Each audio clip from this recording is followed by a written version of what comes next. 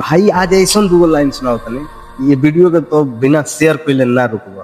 ठीक बा, आजकल के जमाना पे ई बाटे जौन की आजकल रीले पर सब चीज होता, रील देख के वही तो बाटे। आजकल के प्यार दिल से ना रील से होता। आजकल के प्यार दिल से ना रील से होता। चेहरा फिल्टर वाला देख के दिल फिसिल जाता। इंस्टाग्राम पर लड़की बनावो सन झूठा के पहचान, वही चक्कर में कितना लड़का दे दहला सन जान। रील देख देख के आसी अंधा इतना हो रहल बा।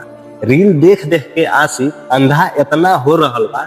सच का बात झूठ का बात कोई न समझ रहल बा। पीछे फोटो टांग के भगवान के रील में देखावे ली सन।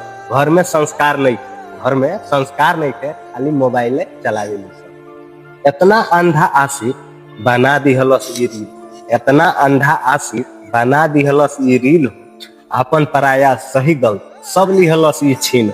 ना शर्म बा ना डर बा, ना शर्म बा ना डर बा, ना रिश्ता के पहचान। रील के पीछे भागत भागत मिट गईले इंसान। जौन दिखता ई सच नहीं है, जौन दिखता ई सच नहीं है, ई समझे के पड़ी, वरना घर घर में दर्द और धोखा लिखे पड़ी। बाकी ये वीडियो तो लोग अच्छा लगा तो वीडियो को शेयर कर दबा के हमको फॉलो कर। मिलत फिर अगला एपिसोड।